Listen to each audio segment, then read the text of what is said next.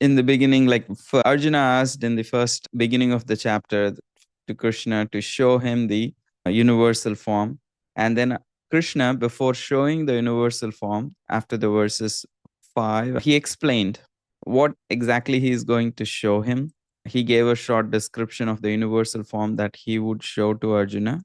And then he also said, you cannot see that divine form with your current eyes. So I will also give you special eyes to see that universal form. And then he shows the universal form, and we see Sanjaya describing what happened for a few verses. We saw in the previous session Sanjaya explaining what did Krishna show. Now in the verses starting with 15, we will see that Arjuna describing the universal form, whatever he is seeing, he describes the universal form that he is personally seeing, and he asks a certain question, what is this form? And also he offers some prayers. So that's what we are going to see today, this whole section. It's a lot of things are happening here. So I'm not sure if we will be able to completely complete this section today, but there could be some repetition in my trying to explain this, so tolerate that. Between the verses 15 and 30, Arjuna actually describes the universal form. He explains what is the vision he is seeing, and we also see he explains what is the effect that particular vision is having on him and on others that he is seeing in the universal form. And then he also sees a special form of Krishna called Kala Rupa, and we will see the effect of that Kala Rupa on Arjuna. So he asked this question, who are you? And we will explore more why he is asking this question in the future verses. And Krishna answers, I am time. And he also induces Arjuna to become his instrument. And then Arjuna offers his prayers, in which he glorifies, offers obeisances, seeks forgiveness, and all of that. So this is how these verses could be divided. From 15 to 30, Arjuna's description of the universal form. 31 to 34 is Arjuna questioning Krishna and Krishna giving him answer of what is the identity of this universal form that he is seeing. And then from verses 35 onwards, I would say 45 until 45, it is Arjuna's prayers where he glorifies, offers obeisances, and seeks forgiveness from Krishna. So we are going to see section by section, like out of these three sections we saw in the previous slide. We are going to first see 15 to 30, understand that, and then we will move on to 31 to 34, and then to 35 to 46. So there's going to be three parts to this one single section. It's a little bit dense, so bear with me. Any questions or thoughts, anything that you're coming into the session, you want something to be addressed specifically, any specific thoughts that you have on the universal form that can help me address when I'm speaking? You're going to speak about Kala Rupa, right? Yes. Okay. Okay, you're interested in that. Okay, thank you. And then also the idea that it's not difficult, but it is in a way. I don't know if it's just in my head right now, but the idea that what really astounded me actually as I was reading this again was everything bad is also within this universal form. And from a Christian background, one is always given the idea that Jesus or God is nothing but good, right? So that was really curious. Yeah, that was just really interesting that I remembered again. Oh, yeah, it all comes from Krishna. Even, yeah. So just a little bit of a clarification on that too. Yes, sure. I think the Kala Rupa is also going to discuss about that particular aspect. Thank you, Madhavendra. That's helpful for me to know these are the questions on your mind. So here, if anybody else has anything, you can always stop me. So here we are going to see from verses 15 to 30, in which Arjuna is describing the universal form that he is seeing. So if you see the verses, we will go verse by verse eventually, but I'm trying to break it down so it's easy for us to understand. If you have a Bhagavad Gita next to you, you can refer. Then it becomes easy if you have a translation pulled up by your side. And Arjuna sees the universal form between verses 15 and 20. And the reaction of the celestial beings that are also observing this form within that universal form they are offering prayers and they are in fear. So their reaction is being described by Arjuna, what he is observing. And then his own personal mood after seeing that kind of an awe-inspiring form. And between verses 26 and 30, he also shows that Kala Rupa. So what is that Kala Rupa? What are the elements of the Kala Rupa? We will see in the future verses. So in verse 15, Arjuna is basically saying that how he is seeing all the demigods, sages, divine beings within Krishna's body, including Brahma, Shiva, Indra, and all the other demigods. He's able to see all of them within that universal form. And he says that how he is perceiving countless forms and heads and arms and eyes. It's basically spanning everywhere without any limit, wherever Arjuna is able to see. If you note that Arjuna is not able to see anything of his immediate circumstances now. He's not that simultaneously he is seeing the form and he is seeing the war field and all everyone there. No, it's just completely as if he is like putting on that the Apple Vision Pro or something like that. Even in that, you can have some idea of what's going on outside. I'm not sure. I have not used it. It's like a completely immersive experience, which is beyond his immediate vision. So all he is able to see is only the universal form, because now Krishna has offered him a divine eyes. So his his usual vision, his normal eyes, the vision of his normal eyes has been suspended. So that also we need to take a note here, that he is only exclusively able to see the universal form. So you can imagine for him to see that level of 3D vision of the universal form. And Krishna's form is like he's saying how it is radiant like the sun and moon, fire, and like millions of suns are rising at the same time. And also all these heads are adorned with crowns and they're having clubs and discs and various weapons. So it's very effulgent.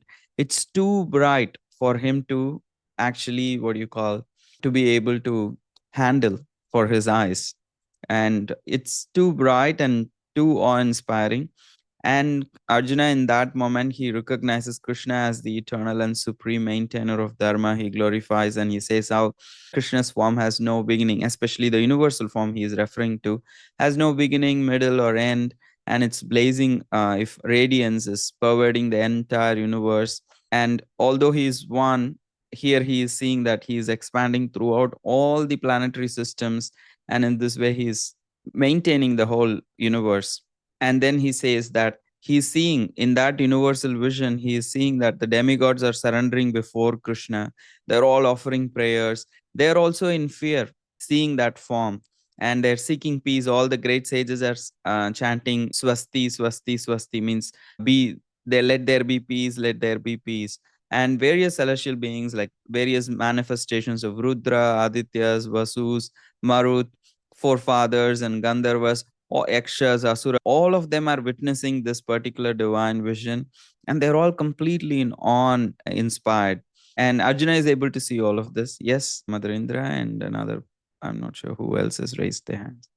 Sorry, it just occurred to me that he's not the only one who's seeing this, but everyone on the battlefield is not seeing. So he gave Arjuna the eyes to see it, but then the demigods were already able to do it too? Yeah, it's a valid question. So none of the others on the battlefield is able to see this particular vision. But within the vision that Arjuna is seeing, he is also seeing the demigods offering obeisances to the universal form. So he is seeing that the demigods are even awe-inspired. Like basically he is having a, what do you call, an understanding that how great it is. The universal form is also being visible, and he is also seeing that the demigods are offering obeisances to the universal form, that they are able to see that universal form in his vision. Am I making sense? So it's not that it's not that he's seeing the universal form and demigods appreciating Krishna as per usual in and as time goes on, or in their realm. The demigods are actually seeing the universal form at the same time and paying obeisances. Yes. Like he is, I'm not sure if I'm explaining right. Like the universal form, first he sees that, and then it turns that where he is also seeing the demigods seeing the same universal form and offering obeisances and falling before it. Making sense? Yes. What? I had the same question, but I was allowed to see the universal form because of everything that happened until chapter 15. Why were the demigods also get the chance to see the universal form? It's basically, it's not that it's only Arjuna is qualified, others are not qualified. It is also to inspire Arjuna that how great it is, that even the demigods are in awe and reverence, and they are even like, it's very rare even for them, it's like bewildering to their minds. So it's like double way of showing Arjuna how great this form is. Okay. But your question is like, why are they being shown? Because Yes, the because why idea only that everything is um included in the universal form, even the yes, demigods but are why included. only why is it that only in this occasion are the demigods allowed to see? It's not that it's only in this occasion, where there is nowhere it's mentioned that it's only in this occasion they were able to see. Okay. Okay, thank you. Means I understand the question. It's not that I have a clear answer. It's not that I personally communicate with the universal form. I'm just like trying to rationalize the particular situation. That it seems like Krishna is like including all the, what do you call, all the demigods and all these visions inside for a particular purpose of like inspiring Arjuna and like giving him that an experience of the universal form. And also eventually you will see what is the whole point in him showing the universal form to Arjuna. So it's not he is alone in his experience of feeling awe and reverence. Even greater demigods are feeling the same thing. So he don't need to feel alone in his experience.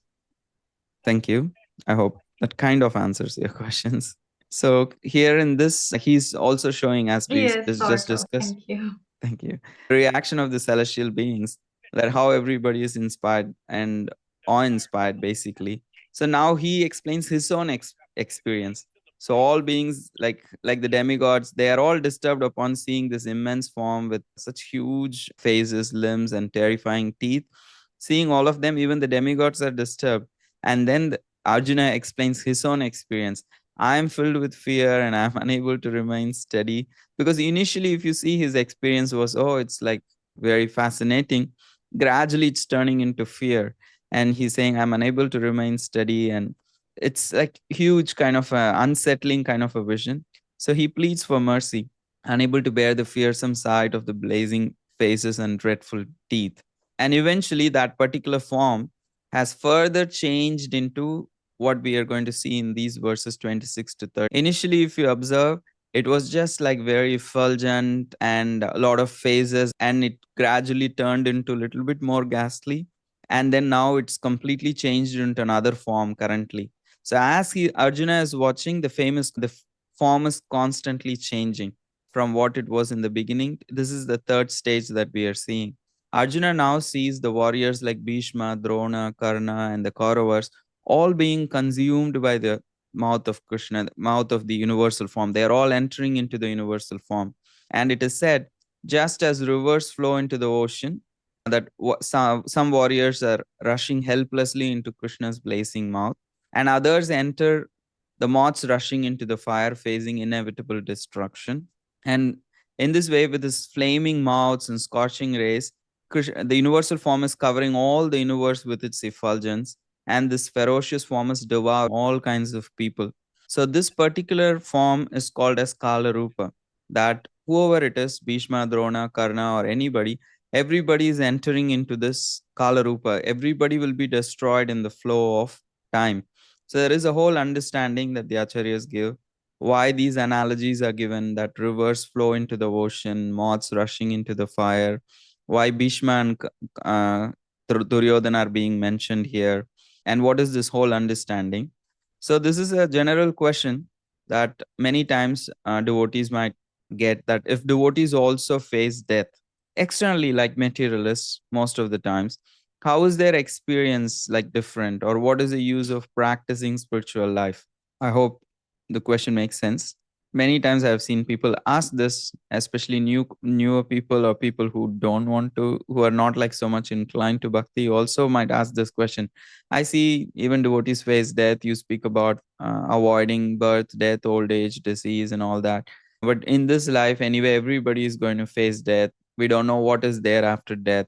So the experience seems to be externally same for everyone. So what's the big difference? So here Krishna is explaining. This is also one of the Shiva Vaishnava acharyas. He explains how the lion carrying its cub and also the lion carrying its prey.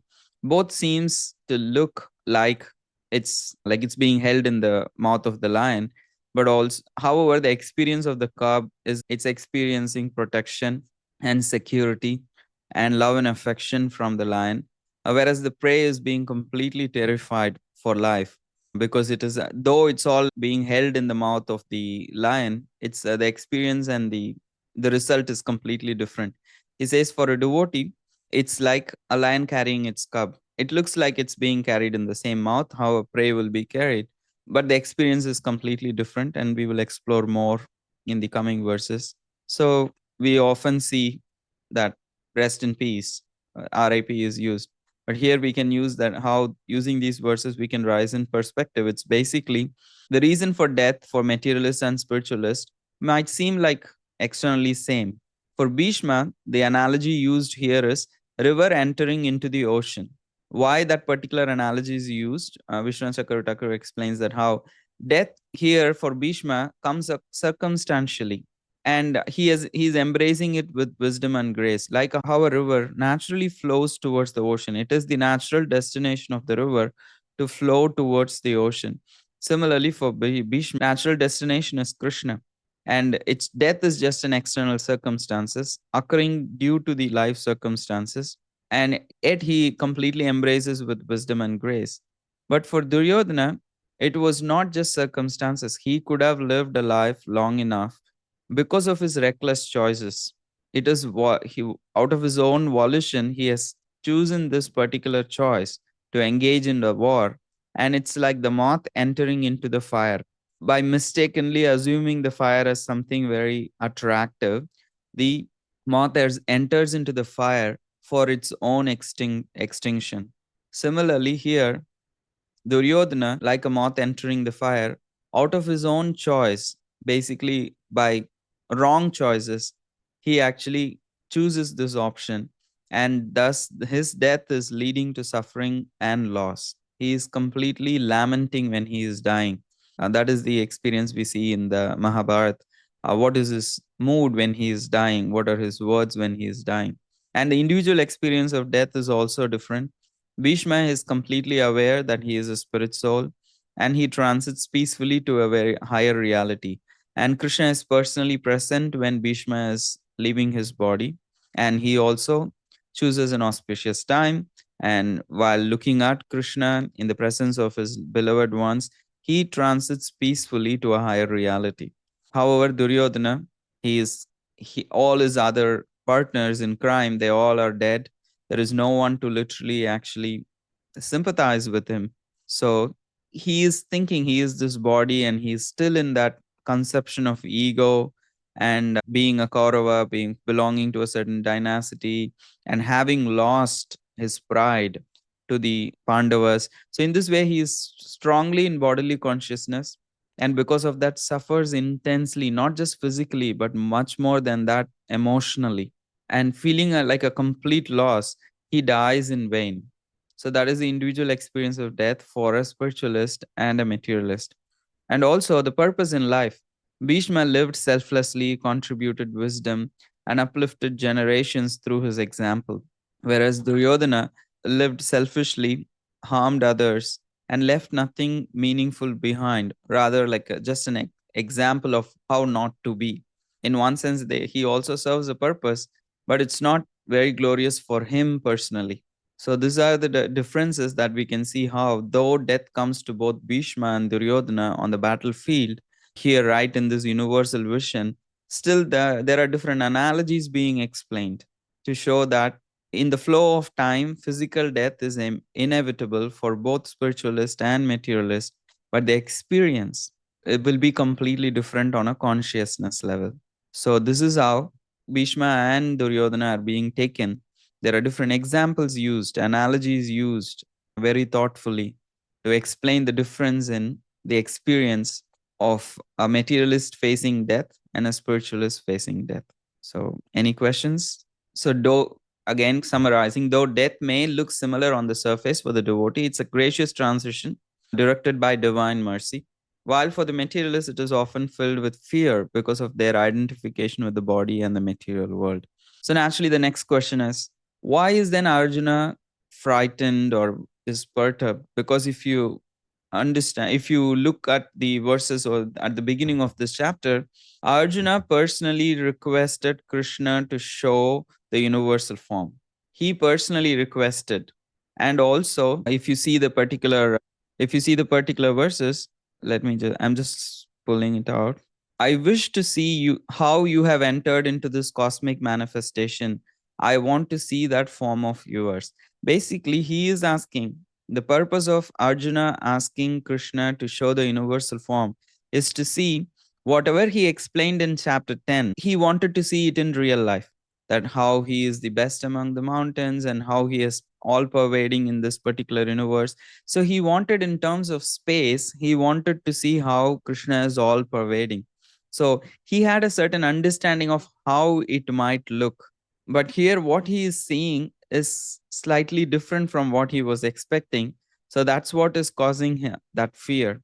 And we will explore more why is that, and why is Krishna showing something different from what Arjuna asked for.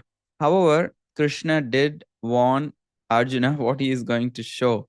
He said, Arjuna, whatever you wish to see, behold here. And this universal form can show you whatever you now desire to see and whatever you may want to see in the future. He already gave a hint. He is not going to just show what Arjuna desires to see now, but he is also going to show Arjuna what he might want to see in the future. So Krishna is mentioning the Kala just in a very brief way there. He gave a what you call disclaimer, but it's usually the disclaimers are so misleading that we don't understand what is the full implication of the disclaimer sometimes. When you buy something, there is a star asterisk mark on the top, conditions apply. And only when you purchase, you realize, oh, this is what it really meant. But it's too late. You already bought it. And then you realize, oh, okay, I misunderstood the conditions apply terms. And here, the same way, Krishna did explain to Arjuna very clearly that he is going to show him what he wants to, what he is desiring to see now, and also what what he might want to see in the future. Arjuna did not fully understand what does it exactly mean.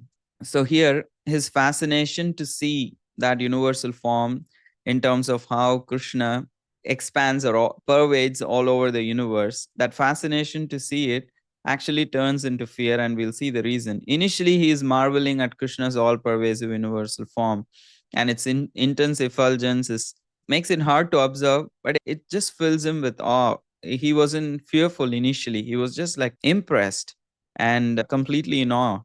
And then he gradually turns in the verses 26 to 30. He sees that warriors are being devoured by Krishna's terrifying mouth. And he realizes this is not just a cosmic display. It's the display of the unstoppable force of destruction, or the unstoppable force of time, Kala Rupa. Once he realizes that, that absolute power induces shock. Like Mother Indra was asking, like, why is it? So here, why is it Kala Rupa shown, and why is it inspiring fear in Arjuna? That Krishna's omnipotence is being revealed. Because for Arjuna, Krishna was just an object of devotion. But now he is also seeing the other face, that how Krishna is not just the ultimate object of devotion, but it is his force or energy, the time, which is the ultimate force that is making this universe run, whether we want or not. It is pushing through. It's just bulldozing everything on its way.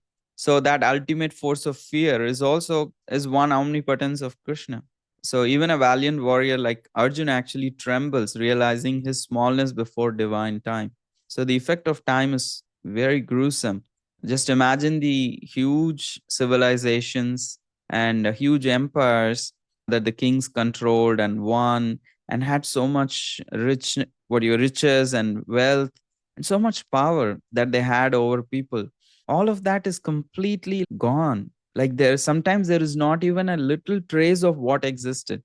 We have some historical accounts of some names, but we hardly have any evidence of what it was, that how they actually lived and enjoyed and controlled. Nothing is left. The power of time has completely erased everything. And whatever little is remaining, if you go to any classical civilization, all those huge structures and buildings, it's completely awe-inspiring. Like, how did these people even build all these things? And there's nothing, no trace of them left. It's just those some carved, like some pyramids or some rock cut temples or huge temple structures, caves. These are just left behind. Nothing of other than that, their personal lives and what they did, everything is being dissolved by time. So when we look at that grand scale of universe, we are all like not even a speck of dust. So when Arjuna actually realizes, we all become so absorbed, self-absorbed in our immediate circumstances, but when we have such a bird's eye view of life, not just this life, the whole universe, Arjuna feels that how he is just nothing. He's just a small speck in that whole thing. And all his concerns and doubts, everything is like completely, is not so much of a relevance. So his realizing his smallness actually shatters his ego, and that actually makes him uncomfortable. And that's when he realizes it becomes too overwhelming, that Arjuna pleads to Krishna in the verses 46 that, okay, I have really understood. Please, it's enough. I have got the point. So he requests actually, Krishna, please return to your personal, more loving form that I am always used to. I'm not able to handle this particular ghastly time form of the Kala Rupa. And the idea and the understanding why this particular thrilling vision actually turns into a chilling vision for Arjuna is because he was assuming that it's just going to be something separate from immediate life. Oh, it's just going to Krishna show, he's going to show how he is the whale among all the aquatics, Himalayas among all mountains, like among all luminaries, he is sun. In this way, he was just assuming, having a theoretical understanding of what Krishna just explained in verse 10. So he wasn't thinking it's going to be very closer to life. Initially, it's the example is like, there are some movies, I'm forgetting the name, starts with J, I'm just not sure. Like, there are these two kids, they start playing a video game, and then they realize that the video game actually turns into reality. And the forest and the animals, they literally enter into the forest, or those things manifest in their room, and they realize until they complete the game, they won't be able to get out of the situation. So similarly, here Arjuna was thinking, oh, it's going to be some kind of a vision which is removed from reality. However, he was he starts realizing that it is not just a theoretical reality. It is actually right. He starts seeing the battlefield, and he starts to see Bhishma and Drona and all of these individuals who are right in the battlefield with him. So he realizes that how this theoretical universal form that he desired to see is spilling over into the reality. And then when he wants to stop, he's unable to. So it's like this video game that somebody starts to play, and then they realize it's not just a video game, like it starts to consume everything, and they are part of that, and it's becoming a reality that is immediately affecting them. And when they try to stop it, the remote does not work. They just don't have any ability to stop it. So then what happens? The initial awe and the excitement for that game actually turns into a complete fear and complete helplessness and complete confusion. When we realize that how small and powerless we are in the face of reality, that is our experience, and that's exactly what Arjuna is experiencing. So in the face of that Kala Rupa, he feels very small, powerless, trapped inside, and he didn't expect that.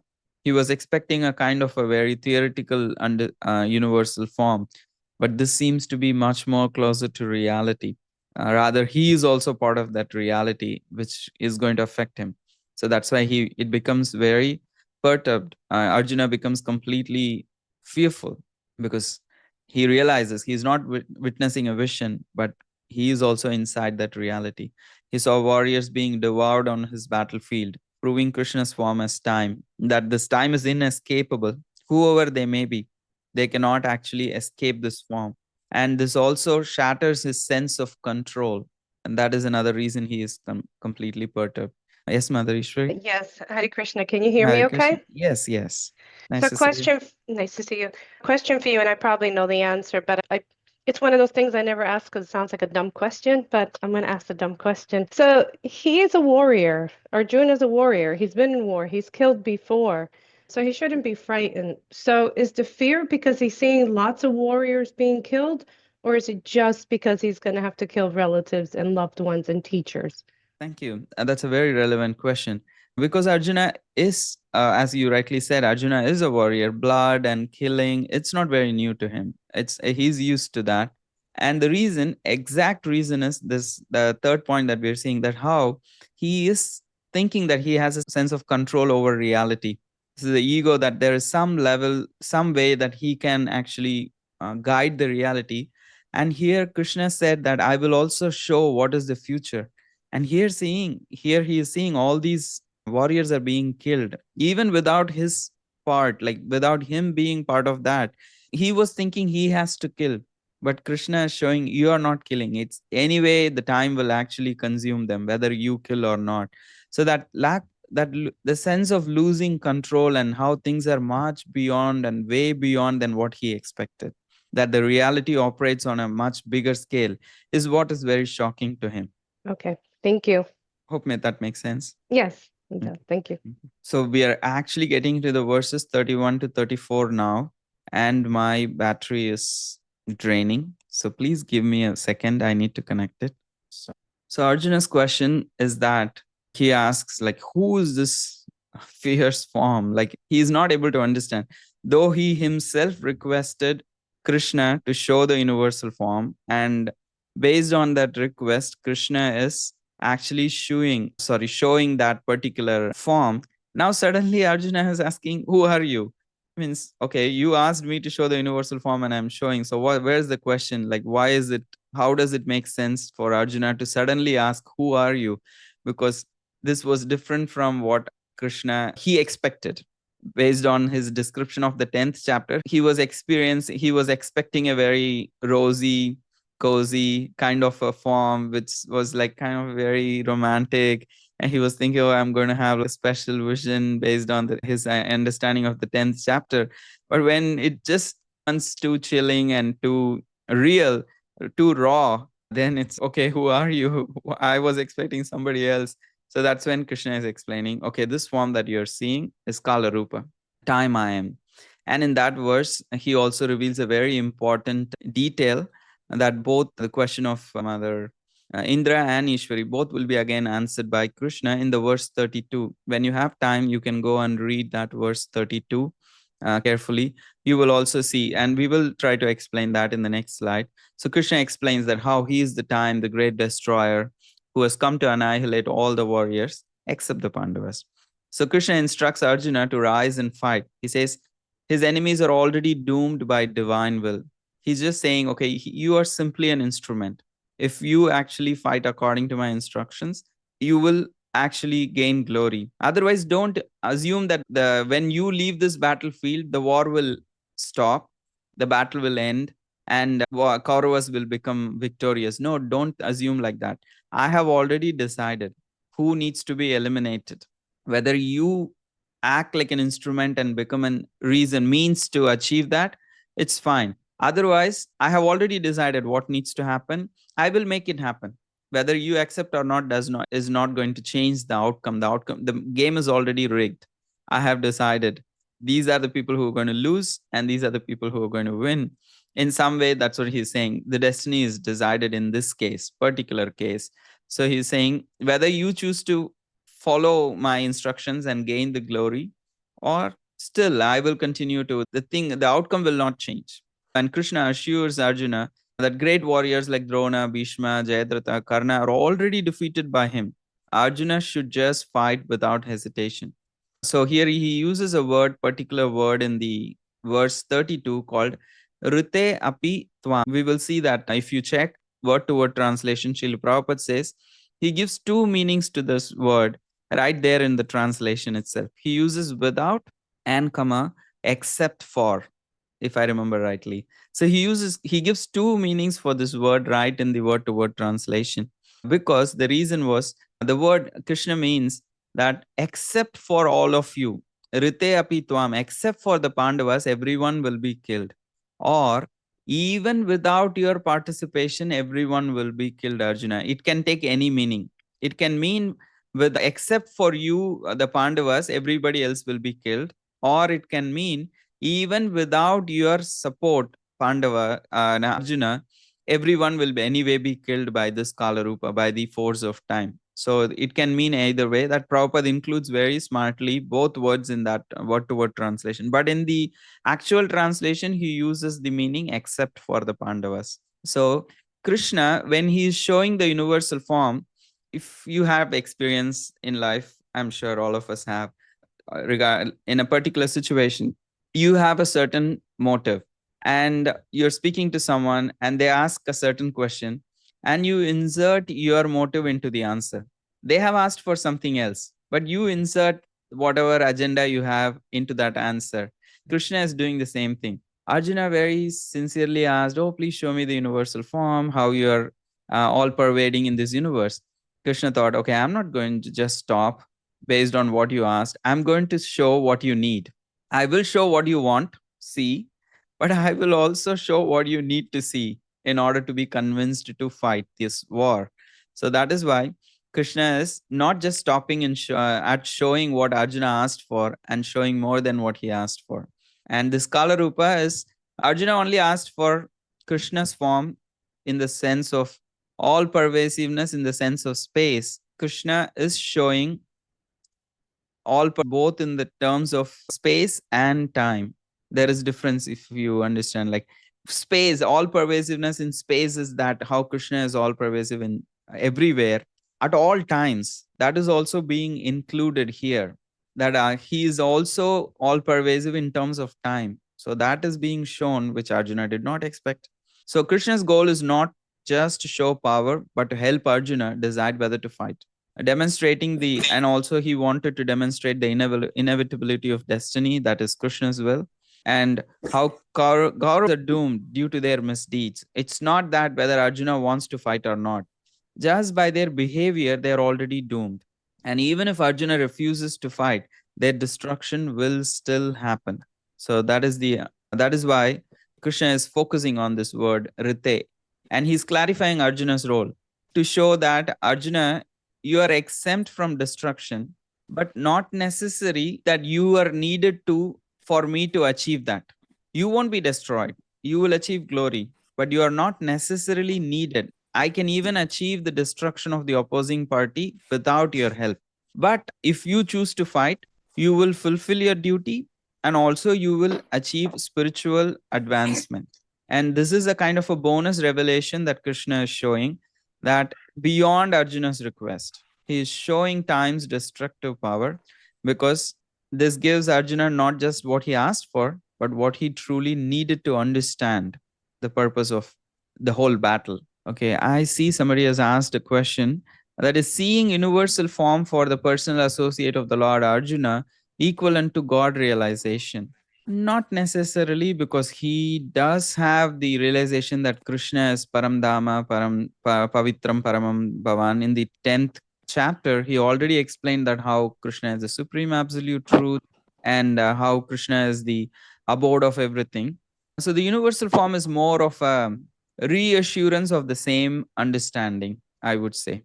It's not necessarily complete equivalent of God realization. That is why you will see that he is asking him to show the four-handed form and the two-handed form further, because he was not just satisfied. He understood this is not complete God realization. This is just the manifestation of the show where he shows that how Krishna is also all pervasive in the material world, how the material manifestation is coming from Krishna and maintained by Krishna, like that. I hope that makes sense. So here, this is the understanding of the word rite in the verse 32. 956. Okay. Okay, so far any questions? I know I'm just repeating again. I feel personally a little disoriented of what I'm speaking today. I hope it makes sense. If there is any thoughts, any reflections, that would be very appreciable for my confidence. Yes, Hare Krishna. Prabhuji, it's just a general question. When Krishna descends, he also descends with all his intimate associates, isn't it? So would we say that Arjuna and Duryodhana both were his close friends? or I don't think Duryodhana is like an associate of the Lord.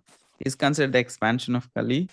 It's not Shishupal. He is not having the same category as Shishupal, Hiranyakashipu, or anybody. Okay, because that's what I was wondering. Then after death, why would their destiny be different, isn't it? Why would Yeah, their because liberation Duryodhana is would not be like Hiranyakashipu or Shishupal, who actually get back to their position of Jaya and Vijaya. This is a very different situation with Duryodhana. Okay. Oh, thank you. Hare Krishna. Olga, Haribo? Hare Krishna, Prabhu. Hare Krishna. I fear a question might also be like in the obvious category, but I'm still interested. I was thinking when Krishna goes through all of these stages of telling Arjuna what he's about, like I'm Meru, or I'm talent, or I'm this, or I'm the other, or I'm the best of this category, or the best of the other category. Isn't Krishna everything? Why doesn't he just say, by the way, everything that you've ever seen, everything that you can think of, that's all me? Why doesn't he say I'm life and death? Or I'm creation and destruction. Why not give it to him all at the same time? Because now we see Arjuna being overwhelmed by this form because he doesn't cognize that everything is Krishna, right? Would it have been easier for Arjuna's understanding for Krishna to have told him, by the way, I'm all that exists? Thank you. That's a very nice question. And if we read the 10th chapter again, like if you go through the 10th chapter, the reason that Krishna does say, in fact, towards the end of the chapter, that everything is me in one sense. He does mention that, but he chooses to actually show those things which can actually inspire someone very easily. Because, say, for example, among the mountains, Himalayas, it's very easy to be inspired by Himalayas. It's not that the other mountains are not his energy, but still, the majesty of these things actually can connect them with Krishna, because we tend to look at the world and be wowed by great things. That's what actually impresses us. So Krishna is saying everybody has this tendency to be impressed by beauty, power, majesty, but to be able to connect with that attraction to Krishna, I can look at a person and think, oh, this person looks so handsome, but to see that this beauty is also coming from Krishna can actually help me become God conscious more. Because what distracts me when I interact with this world is that all these majesty actually carries me away from my spiritual consciousness. Things tend to attract my attention when I see them separate from Krishna. That's why Krishna specifically chooses the majestic forms, the attractive forms as his, so that we can actually easily turn our attention. Because what attracts our attention is not dirty things in this world. We become repelled by that. But in this world, what illusions us or what carries us away from our spiritual consciousness is what is attractive to the mind. So that's why Krishna is showing that even those attractive things are coming from me. So your ultimate attraction, I am Krishna, the all attractive. So anything that is attractive in anything in this world is all ultimately coming from me. And he does say, in fact, everything comes from me. What is there to give a list? I maintain the whole material creation with just one fragment of one expansion of the expansion of my expansion, like that, he says. Does it make sense? Can I help you unmute? I'm sorry. That's fine. It does make sense. I guess it makes sense because Bhagavad Gita is meant for everyone. So I think about it from that standpoint. For the person learning about this, it would be most appropriate to recognize Krishna as the best and everything. But aren't we supposed to develop that kind of mentality where we treat the mendicant and the dog eater with the same eyes? Aren't we supposed to look for Krishna's confirmation in everything, not just like the best of things, but maybe the worst of things as well, and to have that kind of mindset? Yeah, it is not exclusive. Krishna is not saying he is not, but he is, in this context, it's very natural for the mind to be attracted by majestic things. So he's addressing that particular thing here. But in other places, he also makes sure that where a person with an advanced consciousness treats the gold and the pebble as same, he does come to those points. But here there is a particular meaning or a reason for saying the list of majestic things is we tend to get attracted to most powerful things and beautiful things. Okay, I see that. Thank you, Prabhu. Yeah. Thank you. Do see another comment. Let me see. Thank you. Thank you, everyone. Actually, I have another session soon, so I would also stop here. We have only seen until verses 35. We'll continue the next week because the actual prayers are going to come between these 10 verses. So far, we have seen that Arjuna has looked at the universal form and it is changing into a Kala Rupa. And when he looks at the Kala Rupa, he is completely bewildered. And that is going to lead us to his prayers. Now he is going to pray to Krishna. What is his understanding of looking at this form? And he is also going to beg, please change this form. It's enough. So we will see that in the following week. And in the end, we will be able to hopefully complete this rest of the chapter, because we have covered the major section between verses 15 and 35. And we'll be able to complete this chapter next week. So thank you. If there are any final questions or thoughts, I can take. Otherwise, we'll end for the day. Thank you very much. Thank you so much for the class. Thank Thank you, you. Harshan and Hare Krishna, and see you soon.